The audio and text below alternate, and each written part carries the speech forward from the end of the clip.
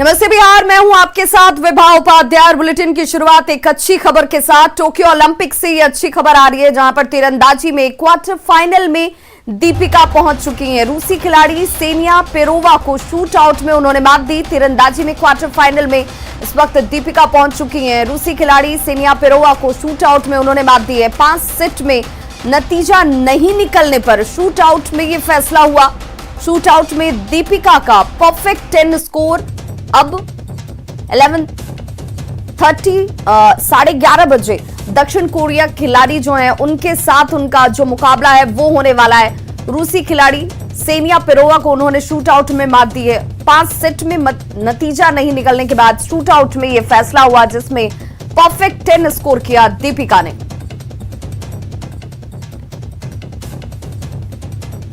और 11:30 बजे दक्षिण कोरिया के जो खिलाड़ी हैं उनके साथ दीपिका जो है वो आपको ग्राउंड में नजर आएंगी। तीरंदाजी में क्वार्टर फाइनल में अब वो पहुंच चुकी हैं।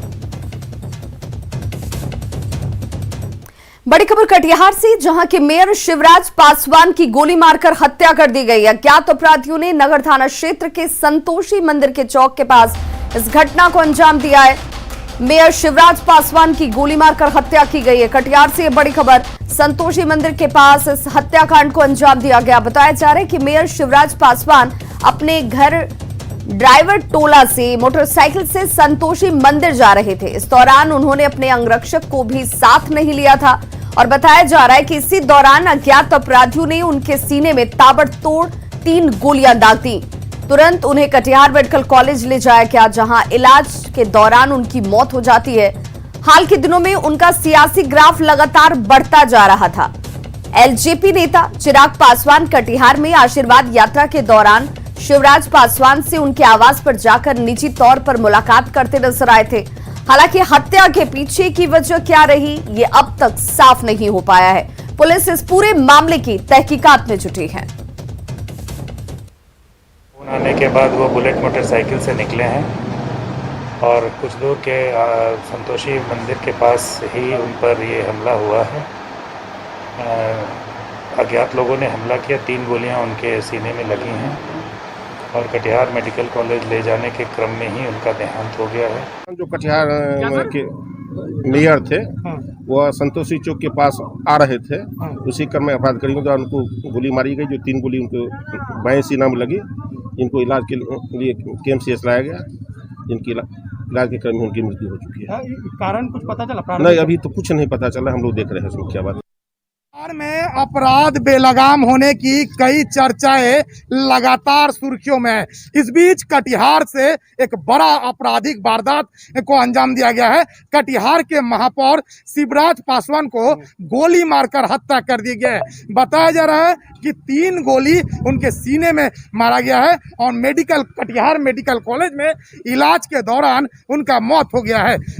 पुलिस के माने तो अब तक इस घटना में कोई सुराग अब तक पुलिस को हाथ नहीं लगा है।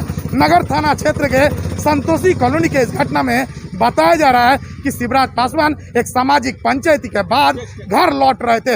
इसी दौरान उन पर ताबड़तोड़ हमला हुआ है, जिनसे मेडिकल कॉलेज में इलाज के क्रम में उनकी जान चली गई है। फिलहाल पुलिस इस पर जांच कर रहा है, लेकिन बताते चले हाल के दिनों में युवा नेता के तौर पर शिवराज पासवान का काफी क्रेज बढ़ा था और लगातार राजनीति में वो सक्रिय हो रहे थे।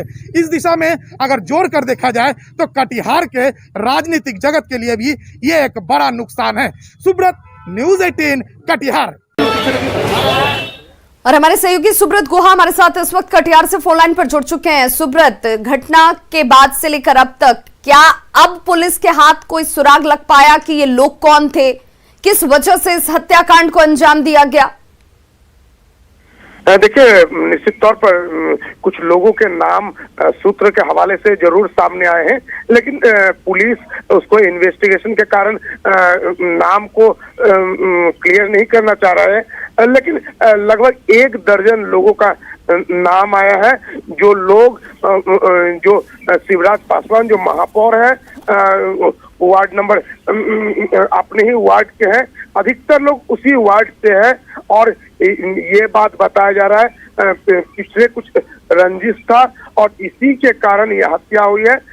लगभग 1 दर्जन नाम आया है और जिसमें कुछ लोगों को हिरासत में लिए जाने की भी बात हो रही है। हालांकि आधिकारिक रूप से ये पुष्टि नहीं हुई, लेकिन सुब्रत, सबसे बड़ी बात ये कि जो मेयर हमेशा अंगरक्षकों के साथ बाहर निकलते थे, वो जिस दौरान अंगरक्षक उनके साथ मौजूद नहीं था, क्या इस बात की जानकारी अपराधियों तक थी या जो भी जिन लोगों ने इस हत्याकांड को अंजाम दिया है उन तक थी? ये क्या तमाम चीजें जो हैं इस वक्त पुलिस की तहकीकात के मद्देनजर हैं? निश्चित तौर पर यही बात खटकने वाली है कि जो मेयर हमेशा अंगरक्षक लेकर चलते थे और वो खुद से अपने अंगरक्षक को मना करते हैं जाने के लिए, और फिर चंद मिनट बाद इस तरह की खबर आती है, उन्हें गोली मार दिया गया। एक चर्चा ये भी है, एक फोन आया था उससे पहले, वो फोन करके उन्हें बुलाया गया था या वो फोन दूसरे किसी की तरह। पुलिस इस बिंदु पर भी जांच कर रही है। अब जो अंगरक्षक का प्रकरण है उसमें बताया ये जा रहा है, उसमें जिलाधिकारी ने साफ कहा है कि महापौर खुद से ही अंगरक्षक को जाने के लिए मना किए थे।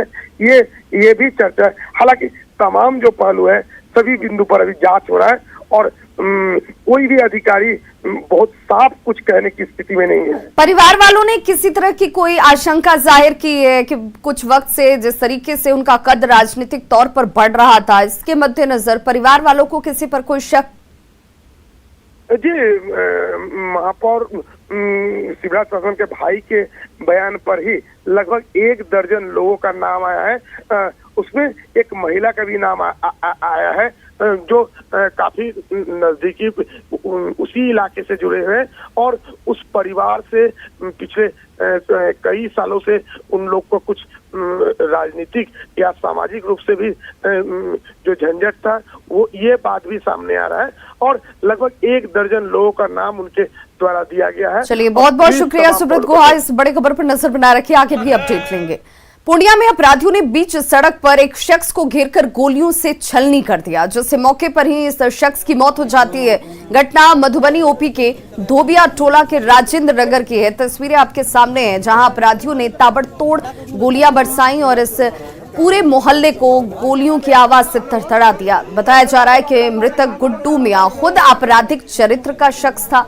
आज आपको बताते हैं, दोपहर वो फोन पर किसी से बात कर रहा था, तभी कुछ अपराधी वहां पर पहुंचते हैं, जिन्हें देखकर गुड्डू मियां यहां से भागने की कोशिश करने लगता है, लेकिन भागने के दौरान वो गिर जाता है। जिसके बाद अपराधियों ने पहले तो जमकर उसकी पिटाई की और बाद में उसे 10 गोलियां मारी गईं। उसे गोलियां मारने के बाद ये लोग यहां से फरार हो जाते हैं। मौके पर ही गुड्डू मियां की मौत हो जाती है और मौके से कारतूस और खोखे की बरामदगी पुलिस ने की है। बताया जा रहा है कि जमीन विवाद की वजह से इस घटना को अंजाम दिया गया है, क्योंकि गुड्डू मियां ब्रोकरी का काम कर रहा था। मृतक के परिजनों के मुताबिक सीसीटीवी कैमरे में कैद हुए अपराधियों में राहुल रजक और छोटू यादव ने अपने साथियों के साथ मिलकर इस हत्याकांड को अंजाम दिया है। इस हत्याकांड के बाद इलाके में कोहराम है। नाराज लोगों ने मधुबनी बाजार में शव को रखकर काफी देर तक NH 107 को जाम कर दिया। बाद में दलबल के साथ मौके पर पहुंचे एसटीपीओ ने लोगों को समझा बुझाकर मामले को शांत कराया।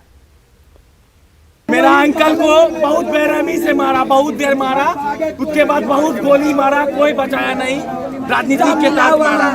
ये मामला हमको कुछ पता नहीं है, कोई मामला नहीं है। आरोप किस पर लगा है? छोटू यादव, राहुल रंजन और है उसका, सब निकल जाएगा, बताएंगे हम किसका किसका है। यही लोग है। ये सौरभ यादव की माँ से बात कर रहा था, फोन आया इनका दोस्त का, ये बताया कि हम सौरभ यादव की माँ से बात करने आ रहे हैं। उसके बाद ये घटना हुआ।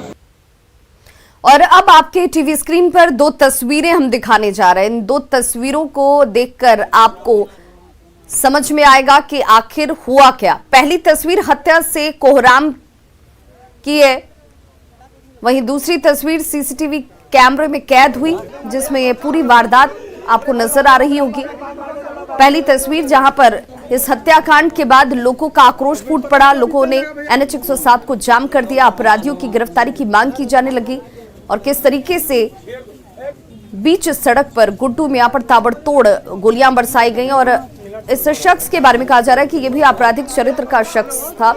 दूसरी तस्वीर सीसीटीवी कैमरे में कैद उस दौरान की, जब इस शख्स को इन लोगों ने निशाना बनाया और ताबड़तोड़ गोलियां मारी गई।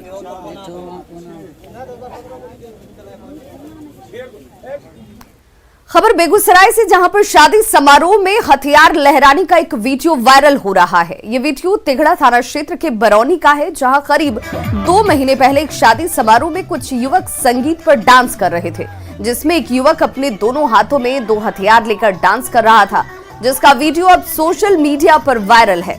तस्वीरें आपके सामने हैं, किस तरह से युवक अपने दोनों हाथों में हथियार लेकर संगीत की धुन पर जमकर डांस कर रहा है। वीडियो वायरल होने के बाद पुलिस ने अब इस पूरे वीडियो की जांच शुरू की और आरोपी मनीष कुमार को गिरफ्तार कर लिया है। पुलिस ने इसके पास से दोनों हथियारों को भी बरामद किया। वायरल वीडियो के मामले में एक और युवक को आरोपी बनाया गया है, जिसकी गिरफ्तारी के लिए छापेमारी जारी है।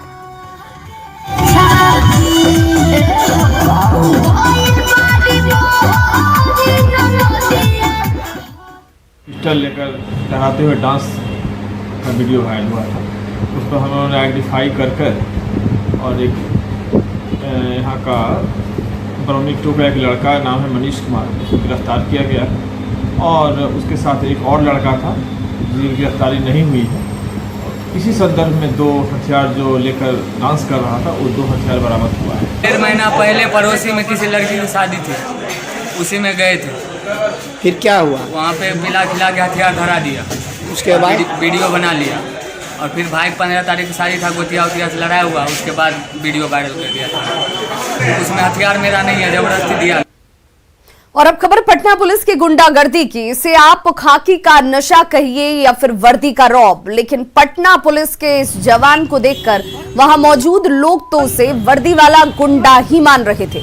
ये वीडियो पटना हाईकोर्ट के पास की है, जहां पुलिस का ये रंगबाज जवान गाड़ियों की चेकिंग कर रहा था, लेकिन ट्रैफिक नियमों के उल्लंघन पर जुर्माना लगाने के बजाय इस जवान ने देखिए गाली गलौज की, लाठी का जोर दिखाया और लोगों से, जब तक इस जवान की करतूत का जब वीडियो बनाना लोगों ने शुरू किया, उन्हें भी इस शख्स ने भद्दी भद्दी गालियां दी।